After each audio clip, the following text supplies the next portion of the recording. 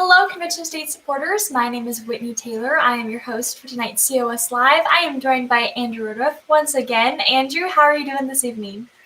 It's another beautiful day here in the desert. I'm happy that we got some cool mornings and some cool afternoons now. So I'm a happy camper, really.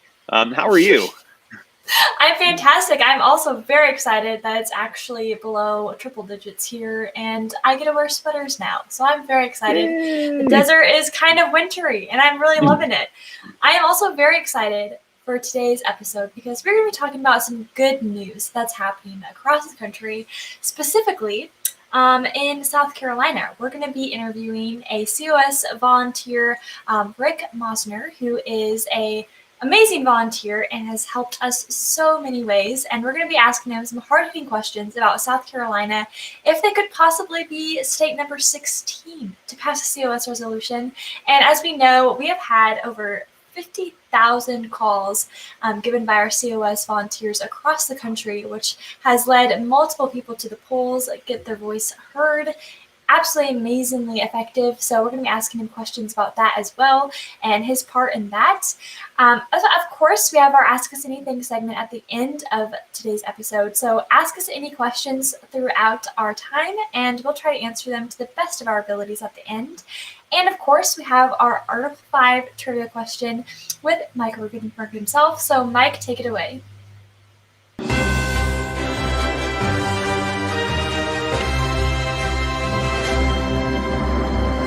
Thank you, Whitney. Thank you, Andrew. What an extraordinary time it is right now. It's actually a great opportunity for us, and we've already got a head start. And of course, I'm here to talk about the trivia of the day, and I'm going to talk about the Constitution. And many of you guys should be fresh off of Constitution Alive and the new things that you've learned about our Constitution. So our trivia question will have to do with that. And it's really good for us to know what is going on with our Constitution, because the integrity of this election and our belief in this system is what's going to keep our Constitution strong and our republic strong. That's probably the most important thing that we have. So to whet your appetite a little bit, we've got a great book on how to take the power away from DC. And this is the late, great Tom Coburn's book, Smashing the DC Monopoly. And I will be giving that away to the winner of our trivia contest today. Today, we're going to mix it up a little bit, and we're going to do a little bit of a multiple choice question. So if you're not even sure of the answer, you can jump in here. So get your fingers ready on the keyboard, because the very first person to answer the question is the person that is going to win that great book, Smashing the DC Monopoly by Tom Coburn. Of course, if you didn't win that book, you can still get it on Amazon and read it anyway, because I think that's important for us to stay involved, stay in the system, don't give up on our great constitutional republic, and know that regardless of what we see happening out there, we still live in the greatest nation on the planet. So here's a question for today, and it has to do with Article 5. And the question is, what constitutional process is used for a state to successfully adopt the Convention of States Article 5 application? So what is the constitutional process for how a state successfully adopts the Convention of States Article 5 application? Here's your choices. A, ballot initiative. B, declaration by the governor. C, resolution passed by the state legislature. Or D, signatures equaling 10% of the population. I'll be back later to give you the answer. In the meantime, you guys are going to have a great time talking about a lot of amazing things that have happened in certain states. Certainly South Carolina is one of them. And I will see you at the end of the show. Back to you, Whitney and Andrew. Awesome. Thank you so much, Mike. I'm sure a lot of us across the country right now are frustrated with what's happening with the 2020 election. It's been insane. Lots of things have been going on. It's hard to figure out the truth, but we all know that the media likes to lie about things. So we're going to be sharing some good news with you that the media just won't cover. COS supporters and volunteers had an unprecedented level of election activism that is paving the way for legislative season in 2021. So we are very excited for what's happening and what we're getting geared up for in 2021. Our Circle of 10 and Get Out the Vote efforts have reached over 1.5 million Americans across the country, and our volunteers have made over 50,000 calls to key voters in order to get out the vote and campaign for candidates, which is amazing. So now more than ever before, Convention of States is just super excited for the next legislative session. We're chomping at the bit, really, really excited. Our COS volunteers engagement has helped us in several electoral victories, and Andrew's going to hit on those and the specific states that those were in. Yeah, we like Whitney was saying, we have some amazing numbers. Our first one that I want to highlight is Ohio. We had two wins there. We helped 2 candidates win open seats. North Carolina, they showed up in a big way. 8 wins in North Carolina. We helped 2 candidates defeat incumbents, and we helped 6 candidates hold their seats in tight races. Pennsylvania, another one. We helped 3 wins there. We got 3 incumbents to keep their seats despite being targeted by the left. West Virginia, we have 4 wins there. We helped our former House and Senate sponsor get reelected, and we helped 2 other candidates win open seats. Here's a big one, Wisconsin. We had 13 wins in Wisconsin. We helped our sponsor get reelected, helped candidates win 4 open seats, and we helped incumbent supporters win reelection in 8 districts. So that is just amazing to hear all of the victories coming out of Wisconsin. Our most impressive state, though, came from South Carolina, and our special guest is going to brief us on the results. So stay tuned. I know Whitney's going to introduce our special guest for today. Yes, our special guest name is Rick, and he is a regional captain, volunteer leader with Convention of States, South Carolina. And I'm so excited to ask him questions specific to South Carolina. So, Rick, thank you so much for joining us. How are you doing this evening? I'm doing great. Glad to be here. We're so glad to have you. So, the national election was a bit of a mess, clearly, but we want to hear some of the good news from South Carolina in regards to Convention of States. What's the scoop? Give us an update. Well, like everybody else around the country, we made a lot of calls. We started back in the primary season, and I don't have the numbers for the primary season, but for the general election on November 3rd, beginning in late September, we made over 8,500 calls into the districts in South Carolina. We were targeting a specific group. We were looking at Democrats who had not voted in the most recent South Carolina primary, but had voted in previous years' presidential primaries. So we were going after those people, hoping that there's going to be a lot of voters there. They're going to follow Trump's coattails and help us push our candidates over the edge. And most of the candidates that we were calling for won by very significant margins.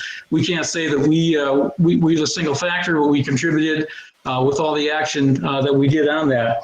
Overall, we had 41 different seats, both House and Senate, 26 of which we made 8,500 calls into, and all of those we did email blasts and or text get out the vote calls beginning the week before November 3rd, and then on the 2 days prior to November 3rd, and then on November 3rd, we did a text blast late in the afternoon to remind people to get out to vote. So our team did an excellent job of that. We laid this out with Grant Martin, our regional director's help. We got the data. Don Dinkel's our guy that teed it up for us in Telepatriot, and we just jumped on it and went after it. And so it was a real true team effort. There were a lot of people that participated in making all those calls. So we're real satisfied with that effort and feel that we contributed. We helped in a couple of critical areas. We flipped in South Carolina. I want to say we flipped. The state flipped. I think pretty much riding those coattails of voting a straight Republican ticket. 2 Senate seats. We picked up a total of 4 Senate seats, which gives us a total of where's my numbers? Out of 43, we got 26 Senate seats, and that's critical because in South Carolina, a bill can die easily in the Senate. They got strange rules over there, and 2015, our only legislative success to date, got killed because one senator can block the will of people in South Carolina. One senator can block any piece of legislation when it's voted out of committee if he doesn't like it. So that's an overview of what we did and what we're doing now that the election is over. We know who the candidates are. We're reaching out to all of our prior co-sponsors and the people that new people that we picked up, and we've never had more than about 10 people in the House and maybe 3 in the Senate who put their names out as co-sponsors in the pre-file bills. We ended up with this session this year with 47 co-sponsors in the House and 20 in the Senate, and we hope to get at least those numbers in the pre-file legislation, which is unheard of. To get that many co-sponsors on a bill. With the pre-file process works, in mid-December, legislators can put their bills out for the new session. In South Carolina, we're starting our new 2-year session, the 124th session. So that starts the second week in January. The pre-file bills get put up around mid-December. So we've already reached out and probably got 10 people that have committed to go to the pre-file. And so we've got a lot of work to do between now and December to reach our numbers on getting our co-sponsors back in line. That's just amazing to hear the heavy lifting that the South Carolina team that they did, the heavy lifting they did for the get out the vote effort. But that wasn't the only time the South Carolina team did some heavy lifting. Early on in 2020, the South Carolina team will lead lots of moves to get the COS resolution passed. That is, of course, before the lockdowns happened. But there was lots of testimony that was heard. There was some successful committee votes, and it really looked like South Carolina was on track to being the 16th state to pass the COS resolution, which calls for term limits, fiscal restraint, and restricts the federal government's overreach. How much of an impact do you think these election results could have for South Carolina to officially join the movement to call a convention of states? Well, we're going to hit the ground running probably faster than we ever have. Next year will be my 8th year. And we got to where we are at this point by working the political process. Let me back up a little bit to 2019. In 2019, we made an all-out effort to get members across the state to join the Republican Party. And then we went to the Republican Party membership drive. They call it reorganization, but it's really every second year, on the odd years, they have a membership drive. So we went into critical counties. We got resolutions passed at the county level in hopes that we would get a resolution passed at the South Carolina State Convention. And we did that in June of last year. And since the Speaker of the House, Jay Lucas, we really didn't have any serious conversations with him, since 2015. He was just always, putting us on the edge. And I think the thing that we learned from other states was that we needed to have political clout. So that's why we went after membership of the Republican Party to get our resolutions passed. Having done that in August last year, Jay Lucas called us, which is unheard of. That's never happened before. So the speaker called our representative, guy named Keith Traver, down in his district. And Jay told us that, hey, every September he has a caucus where they determine what their legislative priorities are. And if you guys can rally the Republicans to make it a priority in the next session, then they will. So they always have a gaggle down in Myrtle Beach. They smoke and joke, and then they have a informal discussion on the last day, non-binding. And so ours was voted with a significant enough percentage, our resolution, so that Jay Lucas said that he would support us. And in confidence, he told us he would co-sponsor. And sure enough, in the second week of the session this year, He co-sponsored it. We immediately picked up 18 new co-sponsors, and that's how we got to 47. And we worked our way through the committee process, and we got a vote out of the Judiciary Committee for the first time ever in the House on March 3rd, and then COVID killed it because they stopped all work on any legislation except emergency stuff related to funding, fighting COVID in the state and other priorities related around that debacle. So we feel very comfortable. We've got bigger margins in both the House and the Senate. Picked up, I think, 3 or 4 seats in the House in addition to the 4 we picked up in the Senate. So we're in good shape. All the people that we picked up are supporters of ours. And we got one Democrat that actually filled out our survey. We did the Convention State survey, which most of the people are familiar with, to every single candidate in the primary season. And so one of the Democrats won that, and so we're going to reach out to that individual. And so I think we're going to have great momentum going in. The goal is to get it done early because they had a short legislative season last year. The priority, it's going to be difficult to get a priority placed on our legislation because all the things that were delayed from last year. But we're making coalitions with the Heartbeat Bill sponsors in South Carolina. We're going to leverage that, work with our legislators on that in conjunction with those folks, and use that to our advantage. So that's our plan going forward, is to simply get out there and rally our supporters to get our legislators to co-sponsor. And when it gets on the House floor, then we play hardball.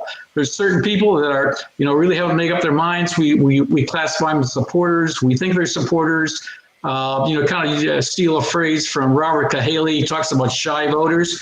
Well, we got shy legislators because, I don't know, I won't use the word I'm thinking of, but in any case, for those shy legislators, when our House bill gets on the floor, that's when we begin to play hardball. So we're going to treat them real nice. We're going to lead them to the benefits of voting for our legislation, and we're going to get it passed this year. Wow, I love it. That makes me so excited. And as we know, as I said earlier, over 50,000 people have called to get in votes and campaign for certain candidates, which is amazing. And that includes South Carolina. And that's probably the most involved Convention of States has been in any election process.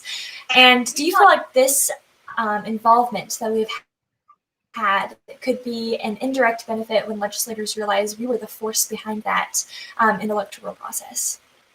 Oh, absolutely. And we're already sharing that with selected key legislators.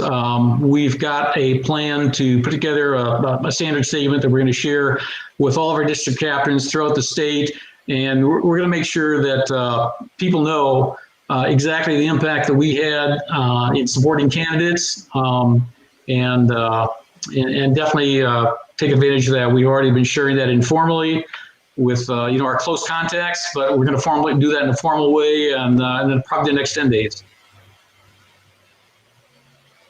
So there are South Carolina viewers who are tuning in. Do you have a call to action for them right now? And if so, what is the #1 thing that they should be doing? Well, a call to action is reach out to the legislator and remind them that the Convention of States is important. We're definitely going to be doing that, as we go forward in the new year to rally support, to get it through committee again. And so people that are wary of the process that we're going through on the national level, that's something you can do.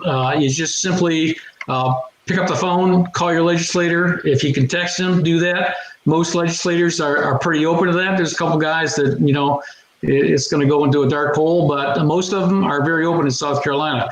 So that's definitely something that people should be doing, is simply congratulating #1 for being reelected, congratulating the guys that won races over Democrats, and welcome the new legislators in, and let them know that you expect them to do to support Convention of States when the session starts second week of January. Awesome. It's coming up. It's going to be here before we know it. There's been so much unrest and frustration coming out of the 2020 election. People are kind of waking up to the fact that the government should be working for us, and we need to act ourselves. We can't rely on the government to keep itself in check, basically. Obviously, we see that right now in this election process. We have to step up and make things happen. Do you think that that could be a huge driving factor in 2021 to get the Convention of States more headway? Do you think that everything that's been going on with this election could actually aid us in furthering the cause? Well, absolutely. Our support has gone up roughly 1,000 people per month in late this year, and we're still seeing that trend. And it's something that I think people are beginning to realize. The more chatter and dysfunctional noise that comes out of Washington, D.C., the more people look around and look for something that they can make a difference with. And choosing Convention of States. We're the largest grassroots organization in South Carolina and obviously in the country also. We just went over 39,000. We're probably pushing 40,000 as we speak. So definitely what happens in D.C. does make a difference at the local level. Everyone can see it. We're in South Carolina. We're typically a pretty conservative state. In some areas, pretty much the large, urban and metropolitan centers, start seeing some movement the other way, but we're still a red state. And we demonstrated that by picking up extra seats in the House and in the Senate. So people are reaching out to us, and we're taking advantage of that. We're getting new volunteers and new district captains signing up every day. So that's a good sign. 40 in the march towards liberty. That's amazing. So Rick, tell us a little bit about your COS story. How did you hear about Convention of States, and why did you get involved? Well, back in the day, I was always a Mark Levin fan. So, he was obviously talking, typical book promotion that he had done. I had read, some of his other books and was looking for great anticipation for the Liberty Amendments. And so I got 4 signed copies of that, gave them to my family and relatives, and then was casting about for, well, how the heck can we do this? And then in September, I bumped my head on Convention of States and immediately signed up. And Bob Mangus, our regional state director, talked with him, and within 2 or 3 days, I was on board. I was like the number 1, number 2 district captain. My buddy Roy Jessup down in Myrtle Beach area, we debate whether who was 1 or who was 2. But an interesting story around that, when Mike Ferris came to one of our early hearings in early 2014, I asked Mark, I said, hey, did you and Mark Levin know you were working on the same thing to help save the country by virtue of using Article 5? And the answer was no. They knew of each other because they're both national figures, but they weren't working together in any way, shape, or form. They lived like, 30 minutes apart in Virginia. So I consider that to be an act of providence that, Mark Levin came along with his book, which he launched in August of 2013. And of course, Mike Ferris went on Mike Huckabee's show on August 2013 to introduce it. I didn't see that at the time because I was not aware of Convention of States. But since then, my passion has been Convention of States. People say, well, why did you join the Republican Party? And I look over Michael Assis and I say, to keep my enemies close. And I'm only half kidding because, as you well know, there's a lot of Republicans that really don't follow the Constitution and are willing to do anything to get along in Washington, D.C., and that's why we need term limits. So I'm in it for life, and I'm not going away, and nobody in South Carolina is going to go away either. That is so great. Wow, that is so inspiring. Speaking of South Carolina, I'm sure there's a ton of South Carolinians that are listening in and just super inspired by the words you're saying. So one more time, where can they go if they want to get involved in your team there? Okay, well, they can go to our Facebook site at conventionstates.com. Just Convention of States, South Carolina. And of course, there's the national site they can go there. When you click on the link to join us in South Carolina, it's going to take you to the same page. We've got a great web page. It's very easy to sign up on that, very easy for you to volunteer, and there's lots of great resources out there. And don't be intimidated by the amount of information. I was a babe in the woods back in 2013, so it took me a while to absorb everything that was out there and to be able to understand the information that you need to answer hard questions from legislators and just from friends and relatives who are wondering. So you can go to the resources page, you can click on opposition, and I'll tell you how to deal with some of the hard questions that you're going to get. You can get Mark Levin's book, Liberty Amendments. You can read that and get that, pretty cheap, electronically online. Highly recommend Rob Nalison's book, who wrote The Law of Article 5, which was really invaluable. When that thing came out, and I don't know, I probably bought 20 or 30 copies of both of those books. I share them with legislators in South Carolina. They got a rule, anything over $25, you got to claim it.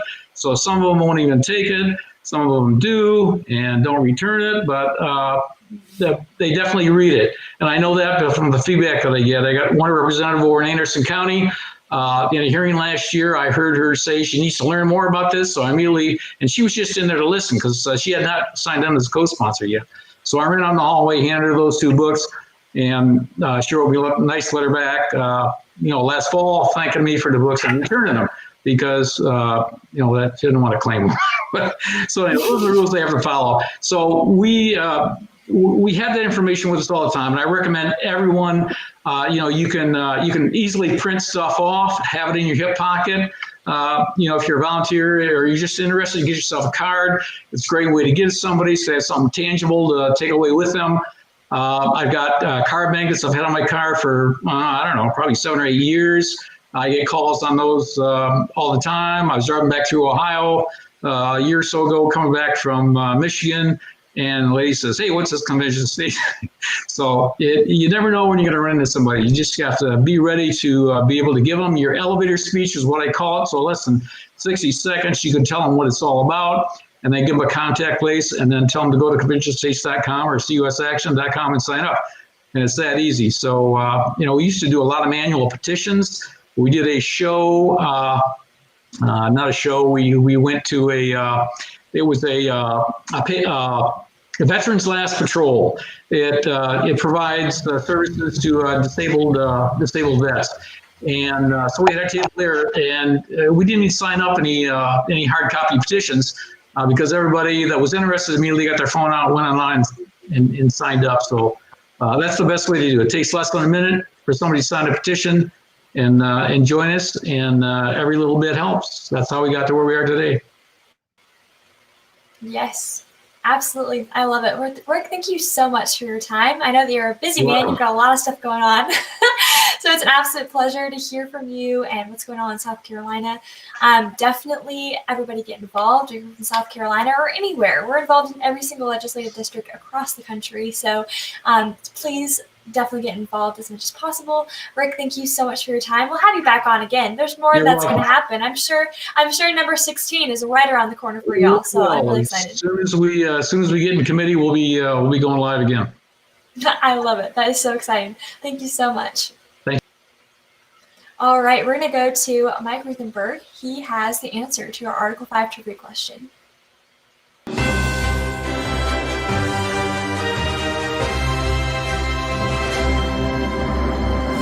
All right. Well, I'm back. And what a great show it was. And I'm super excited to give you the answer to our trivia question. It has a lot to do with a lot of things going on right now, especially since we're going to see a renewed interest in taking away some of the power of the federal government because we can see how crazy things can get.